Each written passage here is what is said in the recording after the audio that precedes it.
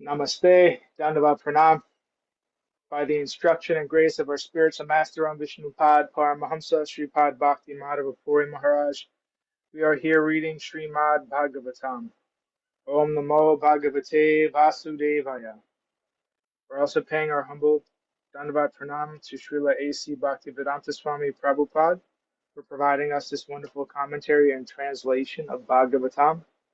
And we're praying to Srimati Radharani, following the guidance of Srila Bhaktisiddhanta Saraswati Thakur, who said that unless we can understand something about Srimati Radharani within the 18,000 verses of Bhagavatam, then our study has been for waste if we haven't done that.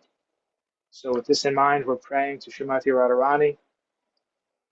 Yadi seva vanchitasya ma, yasya kripaya vayam labhima, sarvam prapnuma prayojanam, damni Shri Bhagavat Pade. Krishna Sambandhi Sarvam Cha Yadi Na Jani Mahe Tutam Ashtadashasu Sahasreshu Shlokanam Bhagavat Oktishu Radharanim Na Vindamatada Nishpalam Bhagavat Adhyayanam Radhikaya Kripam Vina Vyartasyat Sarva Parishrama. If we are cheated out of serving that personality whose mercy awards us everything we need, including residence in the Lord's holy Dham and all things connected to Krishna, and if we cannot understand or discover Radharani within the 18,000 verses of Srimad Bhagavatam, then our study of Srimad Bhagavatam has been pointless. Without the mercy of Srimati Radharani, all our efforts are in vain. So we are continuing our reading today from Canto 4, Creation of the Fourth Order, Chapter 31. Nārada instructs the Pracetās, text 10. Kim janmabhistribhirveha sokra savitra yagikai karma birvatrai proktai pumsopi vibudhayusa. A civilized human being has three kinds of births. The first birth is by a pure father and mother, and this birth is called birth by semen. The next birth takes place when one is initiated by the spiritual master, and this birth is called savitra. The third birth, called yagika, takes place when one is given the opportunity to worship Lord Vishnu. Despite the opportunities for attaining such births, even if one gets the lifespan of a demigod, if one does not actually engage in the service of the Lord, everything is useless. Similarly, one's activities may be mundane or spiritual, but they are useless if they are not meant for satisfying the Lord. Purport.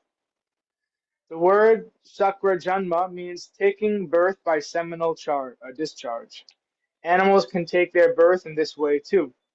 However, a human being can be reformed by the shukra janma, as recommended in the Vedic civilization.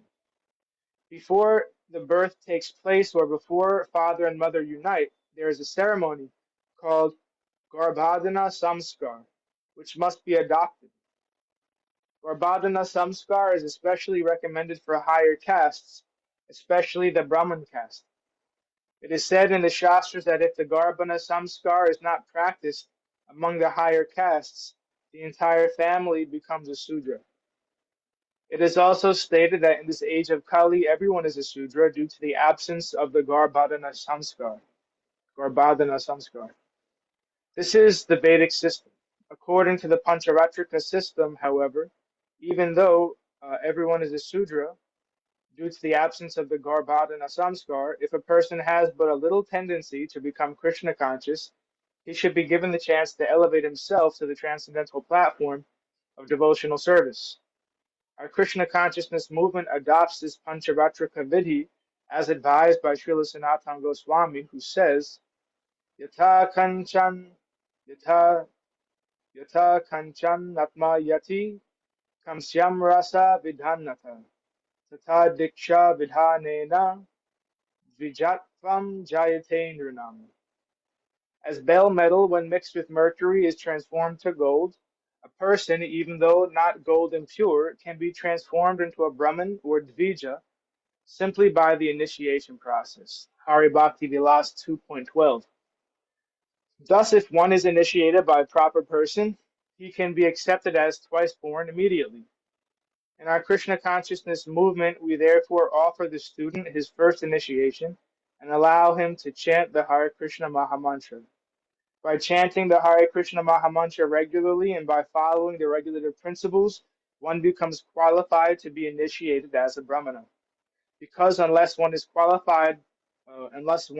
qualified Brahmana, he cannot be allowed to worship Lord Vishnu. This is called Yajnaika Janma. In our Krishna consciousness society, unless one is twice initiated, first by chanting Hare Krishna and second by Gayatri Mantra, he is not allowed to enter the kitchen or deity room to execute duties. However, when one is elevated to the platform on which he can worship the deity, his previous birth does not matter. Chandalo pi dvija shresto, Hari Bhakti Parayana, Hari Bhakti Vihinascha, Dvijopi Svapachadama.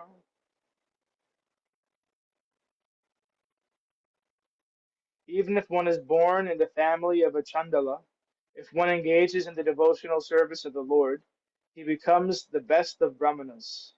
But even a Brahmana who is devoid of devotional service is on the level of the lowest dog eater.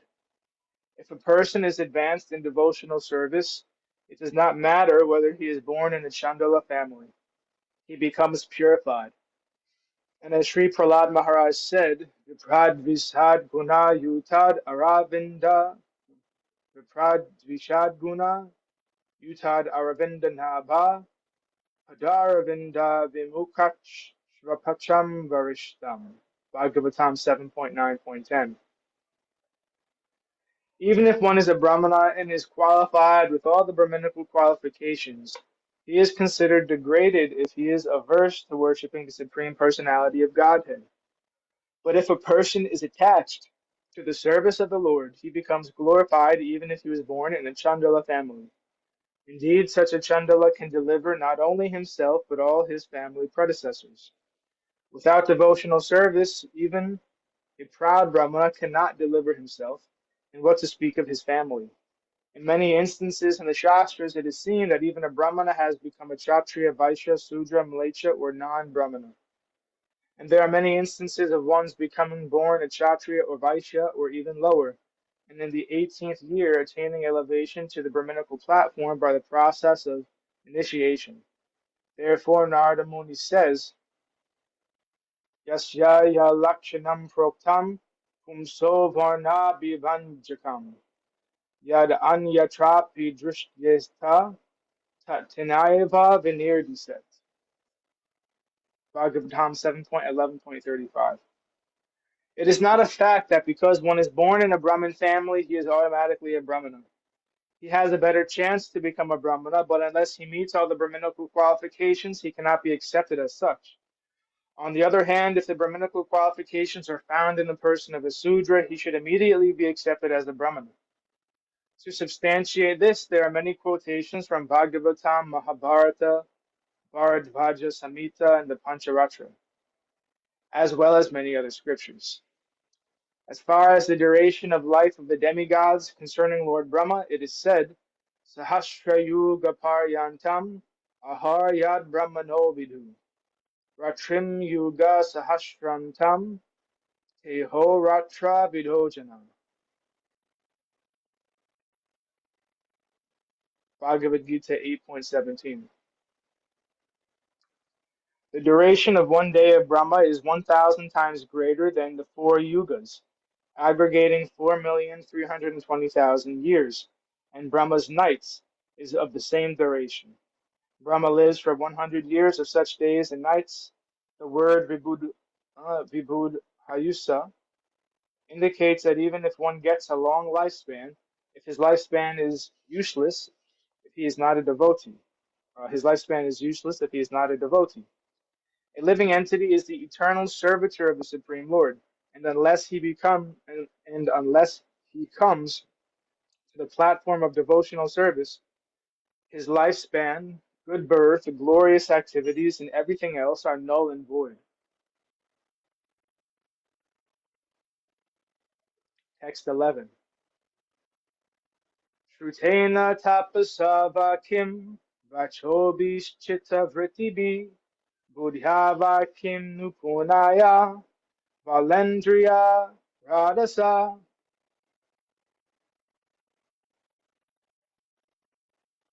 Without devotional service, what is the meaning of severe austerities, the process of hearing, the power of speech, and the power of mental speculation?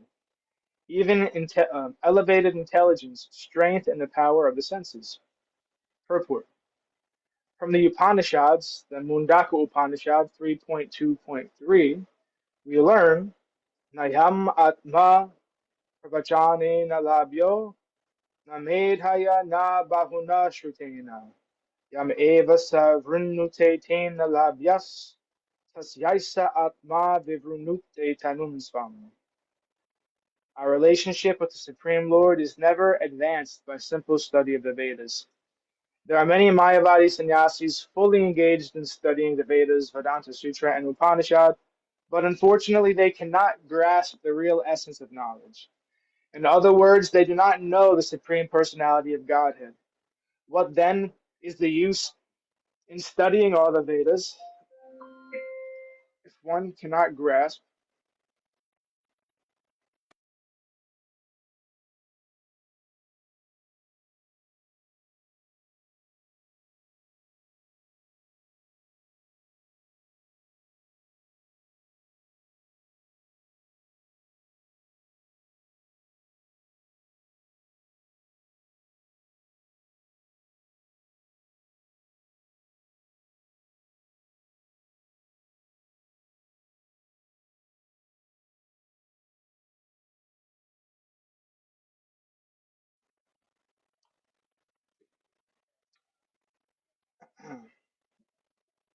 yes.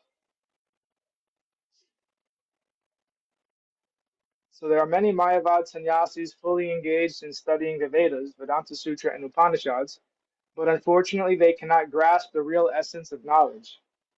In other words, they do not know the Supreme Personality of Godhead. What then is the use in studying all the Vedas if one cannot grasp the essence of the Vedas? Krishna. The Lord confirms in Bhagavad Gita 15.15, Vedaischa sarvair aham eva vedya. By all the Vedas, I am to be known. There are many religious systems wherein penances and austerities are greatly stressed, but at the end, no one understands Krishna, the Supreme Personality of Godhead. There is therefore no point in such penance, tapasya. If one has actually approached the Supreme Personality of Godhead, he does not need to undergo severe austerities. The Supreme Personality of Godhead is understood through the process of devotional service. In the 9th chapter of Bhagavad Gita, devotional service is explained as Raja Guyam, the king of all confidential knowledge. There are many good reciters of Vedic literatures, and they recite works such as the Ramayana, Srimad Bhagavatam, and Bhagavad Gita. Sometimes these professional readers manifest very good scholarship and exhibit word jugglery. Unfortunately, they are never devotees of the Supreme Lord. Consequently, they cannot impress upon the audience the real essence of knowledge, Krishna. There are also many thoughtful writers and creative philosophers, but despite all their learning, if they cannot approach the Supreme Personality of Godhead, they are simply useless mental speculators. There are many sharply intelligent people in this material world, and they discover so many things for sense gratification. They are also analytically studying all the material elements, but despite their expert knowledge and expert scientific analysis of the whole cosmic manifestation, their endeavors are useless because they cannot understand the Supreme Personality of Godhead.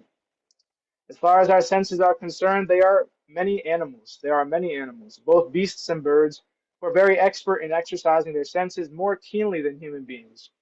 For example, vultures and hawks can go very high in the sky, but see a small body on the ground very clearly. This means that their eyesight is so keen that they can find an eatable corpse from a great distance. Certainly their eyesight is much keener than human beings, but this does not mean that their existence is more important than that of a human being. Similarly, dogs can smell many things from a far distance. Many fish can understand by the power of sound that an enemy is coming. All these examples are described in Srimad Bhagavatam. If one's senses cannot help him attain the highest perfection of life, realization of the Supreme, they are all useless. And thus ends our reading today. We'll continue from text 12 on Friday. Jai Om Vishnupad, Paramahamsa Sripad Bhakti Madhava Puri Maharaj Ki Jai. Jai. Jai Srila Prabhupada, Srila Guru Maharaj, Srila Gurudev, Srila Acharya Dev Ki Jai. Jai. Sri Rupa Nuga Guru Varga Ki Jai. Jai. Glories to the assembled devotees, all glories to the worldwide devotees, Sama Bhaktivedanta Vrinda Ki Jai. Jai. Jai Navadut Dham Ki Jai, Mayapur Dham Jai. Ki Jai, Jagannath Jai. Puri Dham Ki Jai, Jagannath Baladev Subhadra Ki Jai, Bangamai Yamunamai Ki Jai, Vrindavan Dham Ki Jai, Giri Govardhan, Upu Govardhan Dham Ki Jai, Shyam Kund Radha Kund Ki Jai, Tulsi Devi Bhakti Devi Ki Jai. Jai Harinam Sankirtan Yagya Ki Jai. Scientific Sankirtan Yagya Ki Jai. Princeton Bhaktivedanta Institute Ki Jai. Sri Chaitanya Saraswat Mat Ki Jai. Nitai Gaur Premanandi Hari Hari Hari Bol. Hari Hari Bol. Jai Srimati Uma Devi Dasi Ki Jai. Jai Gurudev. Sripad Krishna Keshav Prabhuji ki jai. Jai Gurudev. Allah.